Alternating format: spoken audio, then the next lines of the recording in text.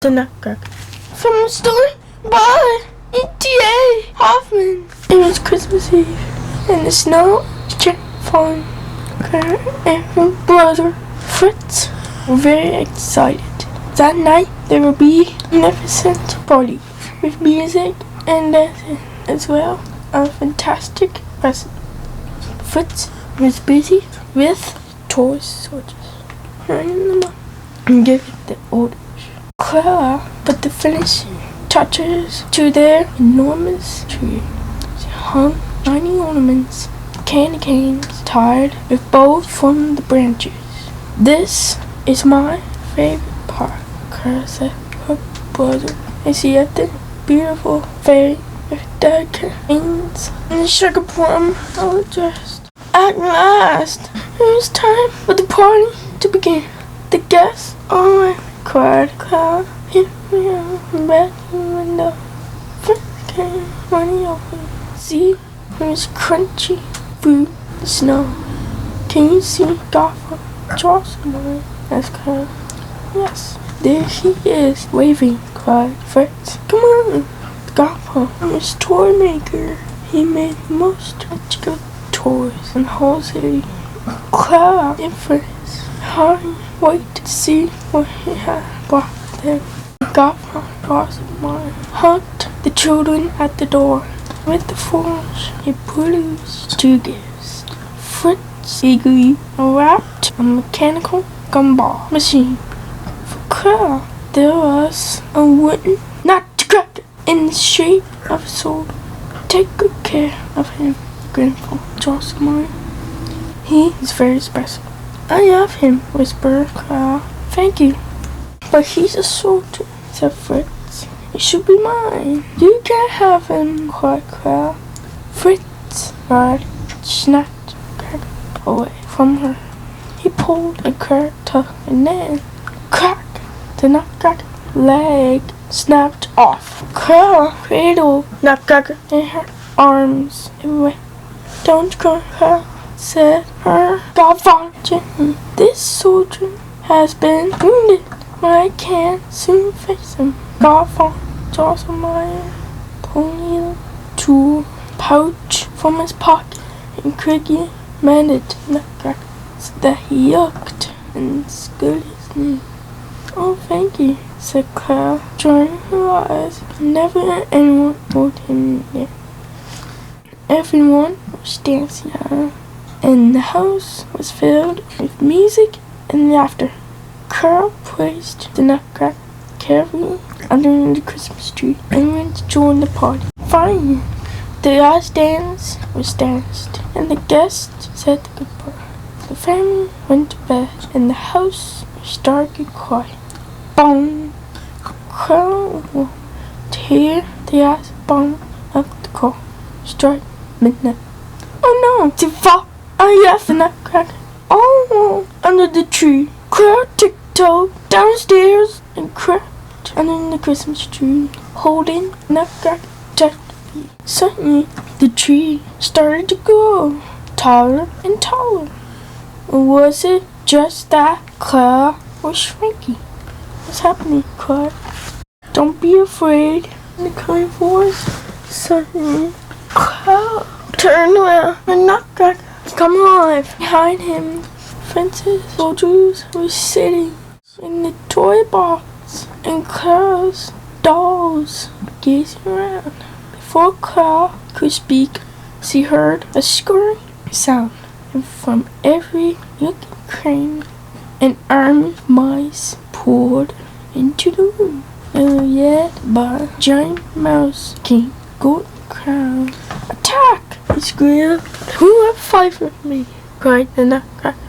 The soldiers marched boldly out of the toy box. "To battle!" ordered the Nutcracker. Soldiers everyone cheered, and the mice screamed and squeaked. Suddenly, Clara saw the Mouse King spring toward her near his Nutcracker, baring his teeth. "No!" cried Clara. She snapped off her slipper and hurled it at the Mouse King. He fell to the ground with a cry, and his crown tumbled from his head. With the defeated The mice scurried away in fear. The battle was won. The Nutcracker picked up her slipper and placed it on her foot. She gasped. The Nutcracker had been transformed into a handsome prince. "I owe you my life, Princess Crow," he said. "You broke the spell that was put on me long ago by a wicked mouse queen. And now you're safe," said Crow. "But you're mistaken. I'm not a princess." "Are you sure?" asked the prince. Crow looked down and saw that she was wearing glittering gown and satin shoes. "Come," said the prince. "I'm going to take you on a wonderful adventure." The walls of the living room seemed to fade away, and the beautiful sleigh drew up in front of them, led by 2 reindeer. Clara and the prince climbed aboard, and they were swept high into the sky among the sparkling stars. Suddenly, Clara caught sight of the magical land down below. Lollipop trees shimmered on cotton candy hills. There were gingerbread houses and rivers of honey and orange-scented breeze. "Where are we?" gasped Clara. "This is the kingdom of sweets," said the prince. The sleigh landed beside the rose colored and changed into a sea chariot pulled by dolphins.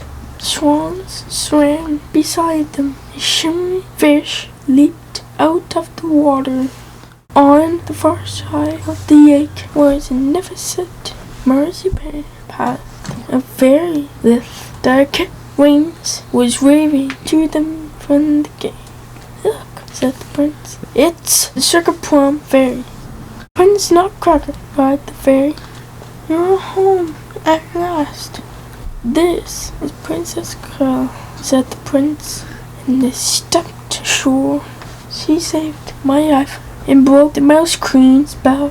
The Sugar Plum Fairy hugged Crow. "Come and join the celebrations," she said. Inside the palace, Crow and the prince feasted, used cakes and candy. They watched and wondered as dancers on every corner of the world around. Then there was the Sugar Plum Fairy's turn. Crow had never seen such dancing. She twirled and twirled until all Crow could see was a burl on her plum-colored dress. Crow's eyes began to droop, fainter, and made her tired. The sound of music became fainter and fainter.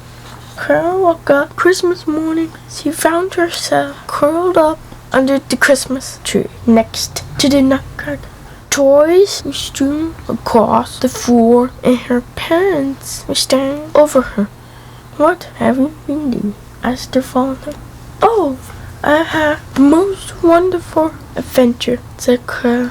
She told her parents all about the Mouse King, Nutcracker Prince, and the Kingdom of Sweets. "It was a dream." "It was just a dream, darling," said her mother. Crow gazed up at the Sugar Plum Fairy on top of the tree. Then she looked at the wooden Nutcracker in her hands. "Perhaps it was," she said. Suddenly, Crow noticed something glinting on the carpet, and a smile spread across her face. It was a tiny golden crown. "Merry Christmas, Prince Nutcracker," she whispered.